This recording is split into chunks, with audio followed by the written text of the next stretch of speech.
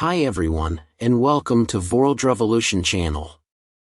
This is book summary to Give and Take, Why Helping Others Drives Our Success by Adam Grant. Let's enjoy the video. Please subscribing to my channel for more great content like this. You'll be notified when I upload new videos. Overview, Give and Take, by Adam Grant. Discover the transformative impact of helping others with Adam Grant's Give and Take. This groundbreaking book delves into the revolutionary concept of giving, offering compelling evidence that selfless acts can pave the way to extraordinary success. Dive in and unravel a refreshing perspective that will redefine your approach to personal and professional growth.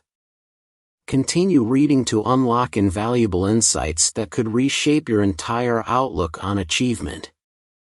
Adam Grant is an organizational psychologist at Wharton, where he has been the top-rated professor for 7 straight years.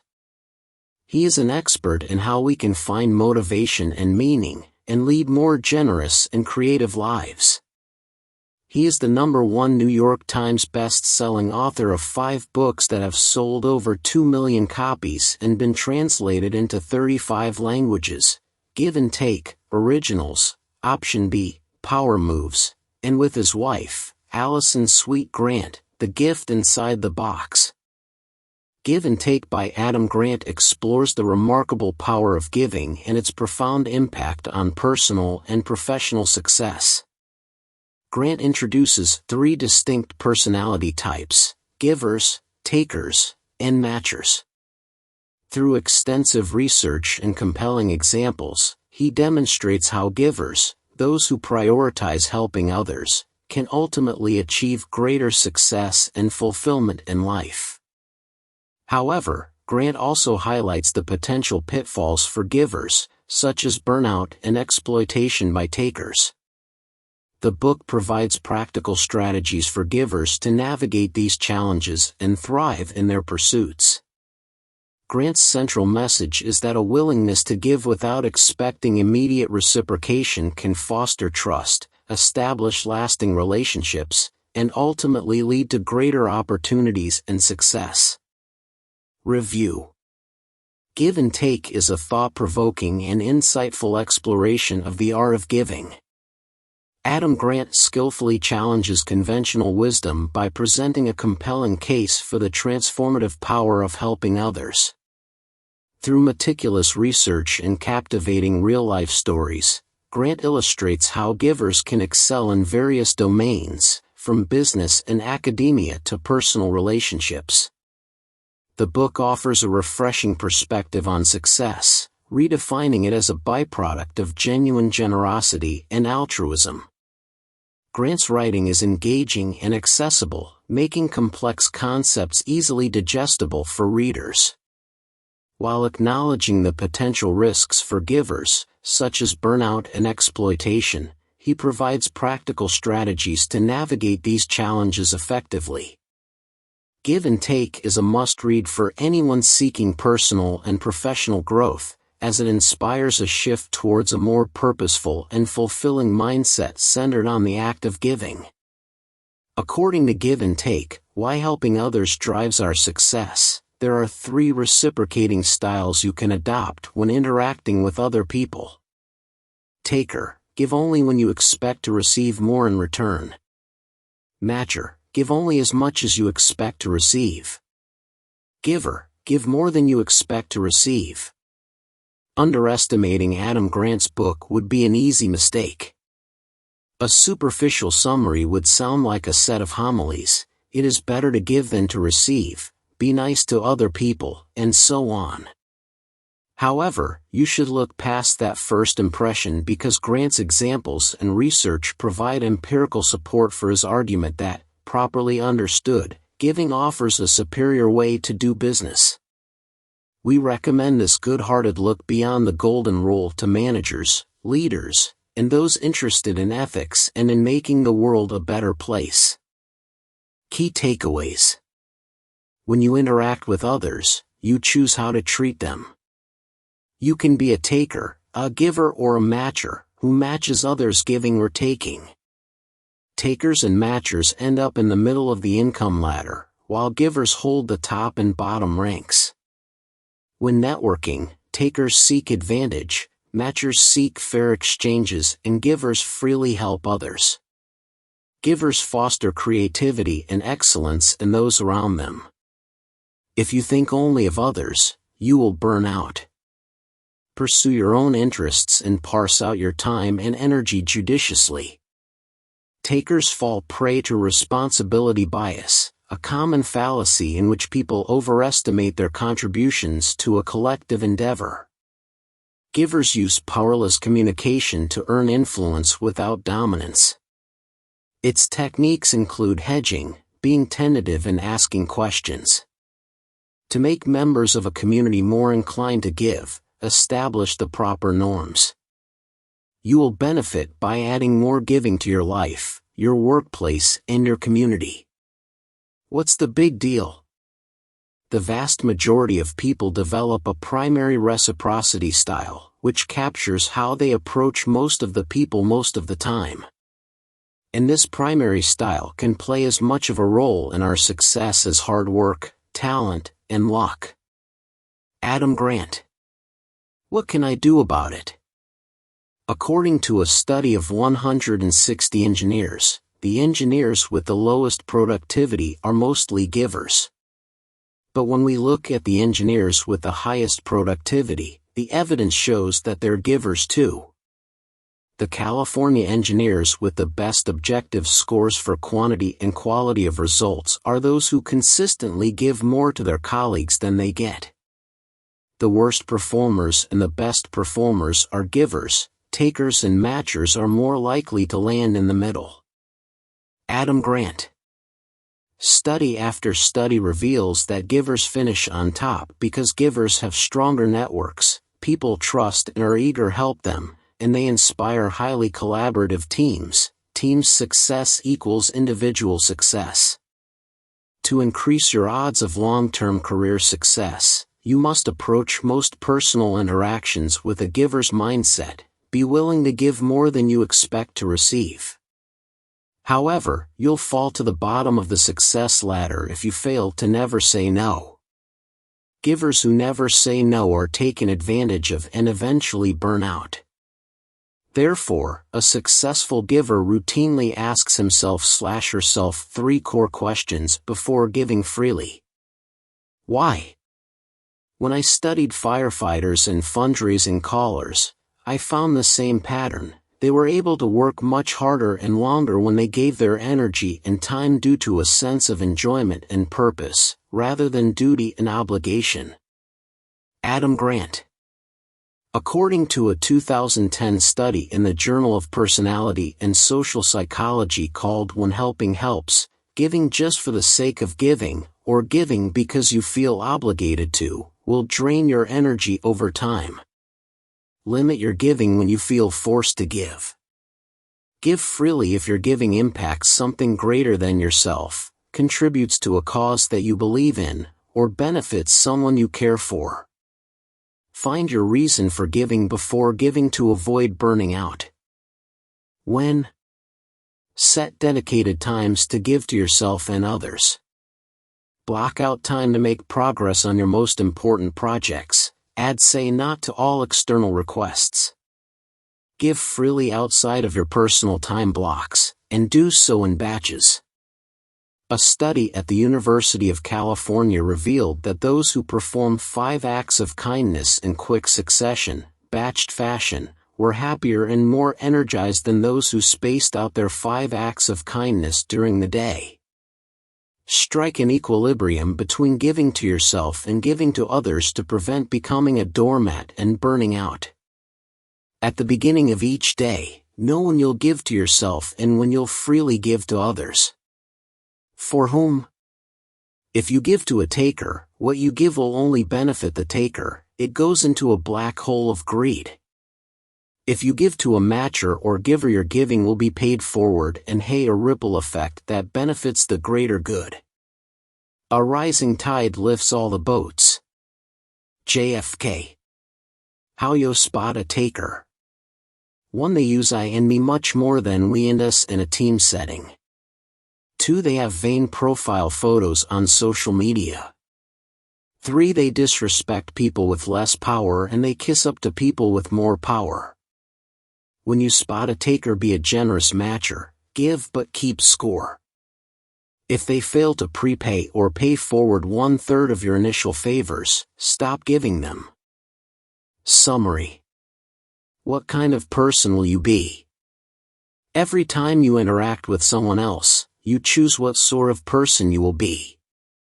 Will you be a taker, looking out for yourself and letting others fend for themselves? Will you be a giver and do what's best for others? Or will you shift according to the situation, becoming a matcher who treats others as they treat you? To complicate this decision, you might want to know which of these 3 styles is likeliest to end up at the bottom of the success ladder. It's the givers.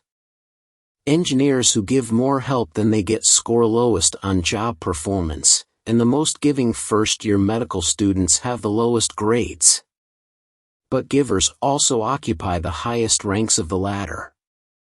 The middle is full of takers and matchers, givers fill the top and bottom. By shifting ever so slightly in the giver direction, we might find our waking hours marked by greater success, richer meaning and more lasting impact. Giving aligns with the core values of many religions and cultures, and its importance grows as the economy changes. Think back a few generations to when people worked more or less independently, whether producing goods or growing crops. Today, people collaborate, often in teams. With teams, giving works better than taking. Giving is also more fruitful in service businesses, a sector that is steadily expanding. Giving, taking and matching in networks. Givers, takers and matchers develop fundamentally distinct networks. Takers often network actively. Like disgraced former Enron CEO Ken Lay, they can be charming. However, takers reserve their charm for more popular or powerful people. As takers ascend in their organizations, they openly pursue self-serving goals, and treat their peers and subordinates badly. They contrive to loom larger than others by sharing only that information which makes them look good. This causes their networks to decay over time. People lose patience with constant takers. Do we try to claim as much value as we can or contribute value without worrying about what we receive in return? Matchers try to match their behavior with the actions of the people around them. They initially treat takers well, but after takers inevitably betray them, matchers mete out punishment. Matchers build networks based on reciprocity and fairness. Reciprocity is great, but deploying it as the normal balance within your network has drawbacks. If you give to someone who operates solely on reciprocity, that person will expect the gift to come attached to a request. Matchers focus on the immediate benefit in all transactions. Adam Rifkin, a giver. Givers use networking to go beyond fairness. In 2011, Fortune magazine looked for the best networker in the United States. Its research identified Adam Rifkin, who co-founded Runku, which develops apps for social networking sites. Rifkin is a classic giver. For instance, in 1994, he built a website for the then-emerging band Green Day because he liked the musicians and their music. Rifkin believes that what goes around comes around. He arranges meetings within his network to link people together, helping startups meet investors and job seekers find jobs. In smaller interactions, he follows the 5-minute favor rule. If someone asks for a favor and if accomplishing it will take 5 minutes or less, you should do it. As a result, Rifkin enjoys a vast network of weak ties, acquaintances, and dormant ties, back burner relationships. Like other givers, his network contains a more extensive, varied group than the networks of takers or matchers, and the people he reaches are predisposed to helping him. Frank Lloyd Wright, a taker. Givers and takers have a radically different impact on those they encounter. Architect Frank Lloyd Wright was a classic taker. He succeeded as an architect when he lived in Chicago, where he interacted with other creative people. Convinced that he built his success alone, he created Taliesin, his Wisconsin summer home and studio, to set up the isolation he craved. That isolation stymied his creativity. When Wright started working with apprentices, his productivity soared.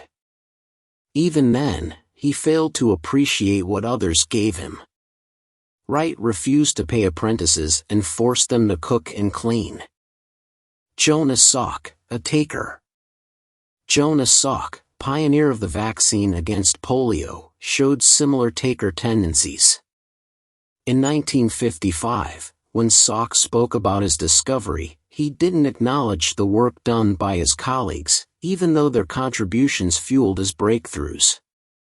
Salk didn't thank the lab personnel who helped create the vaccine, reducing his team to tears.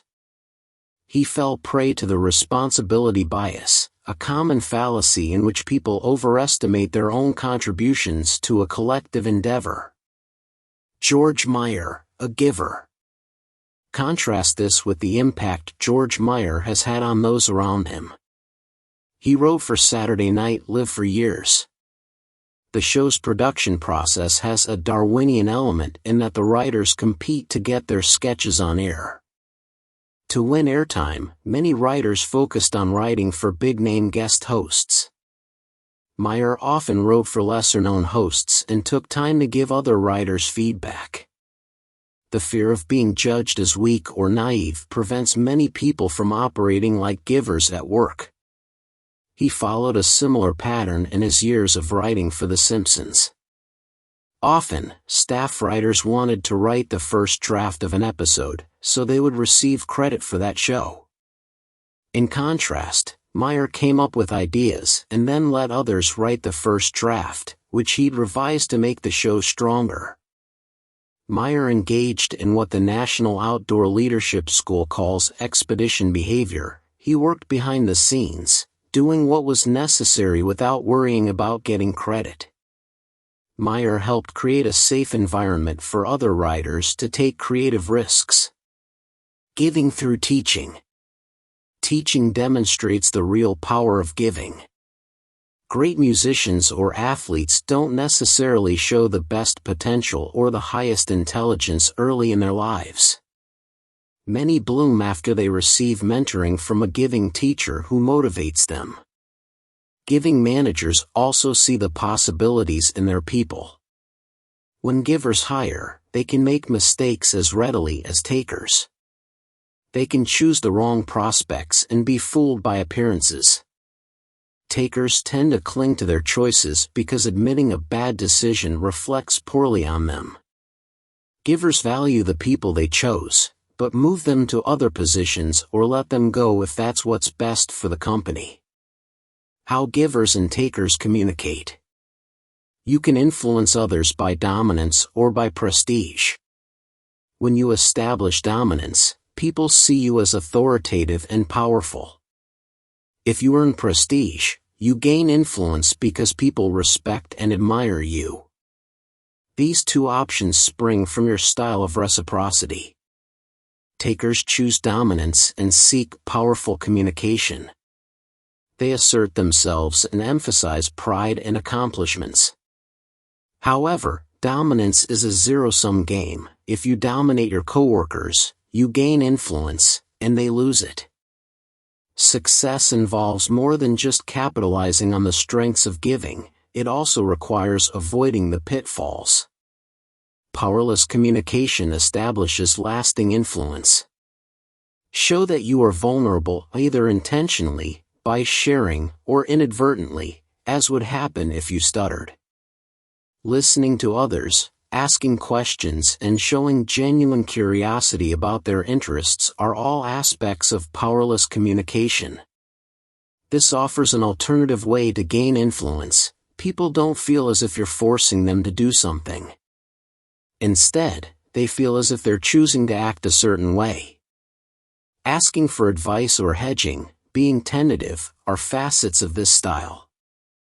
Rather than asserting that one choice is the only way, pose a suggestion as a query. Do you think it might be possible to do it this way? Such phrasing helps people open up to your ideas without feeling threatened. Give and survive. Knowing how to build on the strengths of giving won't necessarily ensure success. You can end up exhausted with little to show for all you've done. Without spreading yourself too thin, be a giver but don't let takers take advantage of you. You want to be other-interested and see others prosper, but not to your own detriment. You must be somewhat self-interested. Successful givers act based on concern for others balanced with fulfilling their own interests. Some people become selfless givers, so other-centered that they suffer low self-interest. They give without caring about themselves and can end up mired in pathological altruism. Under the influence of these two independent engines, givers are in danger of imbalances. When they put others' interests ahead of their own, they might burn out. Otherish givers build a support network that they can access for help when they need it. Exhausted givers suffer physical and emotional health problems. To revitalize, they don't need a break, they need more giving in the right context. Those, like teachers, who give when their results might not be visible for years often find that giving becomes harder over time. These givers need to increase their perception of impact. When they realize how much their actions matter, they'll revive. Givers should personalize their actions by linking their ways of giving, however intangible, to specific beneficiaries. Radiologists' diagnoses based on CT scans improved when photos of the patients accompanied the scans. Nurses did a better job assembling surgical kits when they met the doctors who would be using them. Volunteering. People can also revitalize their motivation to give by volunteering. Doing enough volunteer work to change your mood takes time, so chunk your actions to do several giving things at once. The threshold for volunteering seems to be 100 hours a year, or 2 hours a week. If you give more, you don't feel more of a return. If you give less, you don't see as much of a result. Otherish givers may appear less altruistic than selfless givers, but their resilience against burnout enables them to contribute more. People can take advantage of givers who are too trusting, which can translate to lower salaries and fewer promotions. Even the most dedicated givers must protect themselves, still seeing the good in others. Givers are often initially weak in negotiations, while takers are strong, but givers can re-educate themselves. By negotiating on behalf of other people, like their families, by casting their negotiation platforms in terms of fairness, or by discussing what will benefit the company they represent, givers can move past their fear of becoming takers. Although we often stereotype givers as chumps and doormats, they turn out to be surprisingly successful. When asked to mentor, givers usually comply and put in generous time. They must discipline themselves, discern takers who impose on them, and protect their personal priorities. Givers can switch to matching, that is, arranging things so that takers, too, must give to get what they want. Craigslist and FreeCycle. Craig Newmark started Craigslist in the mid-1990s because the list of people he was emailing about area events got too big to manage. Craigslist, which offers person-to-person sales and services, appeals to people's basic matcher instincts since they can meet online and agree on fair prices. This is useful, but it's not the only way for people to interact within an online community. FreeCycle demonstrates how a community can reshape normative values about giving. On this site, people give things away to anyone who wants them, and people can ask for what they need. Users turn to FreeCycle for both selfish and altruistic reasons. Since the exchange of items involves the whole community, FreeCycle establishes a new kind of balance, a new norm of giving. It encourages matchers and takers to act like givers. Resources for making your life more giving. You can bring more giving into your life. To test your giver quotient, take a survey at the Give and Take website. Start a reciprocity ring at Humax Networks, where people ask favors of those online and help others obtain what they want. By making contributions visible, the reciprocity ring sets up an opportunity for people of any reciprocity style to be otherish. That is, they can both do good and look good. Givers reject the notion that interdependence is weak. Take steps to make your job and your workplace more reflective of the values that matter to you and your colleagues. This might include pursuing personal projects, linking existing work to your values, or shifting the skills your work emphasizes. For information, visit the Job Crafting website. To express your appreciation of people at work, make expressions of gratitude routine and methodical. Start small by using the 5-minute favor, giveandtaking.com/blog/culture/the-5-minute-favor. Invite anyone in your organization to ask a favor, so long as fulfilling it takes 5 minutes or less. From there, build up to daily acts of kindness, underwrite someone's dream project, ask for help, and/or join a community of givers. Thank you for watching. Please subscribe, like and share. See you in next videos.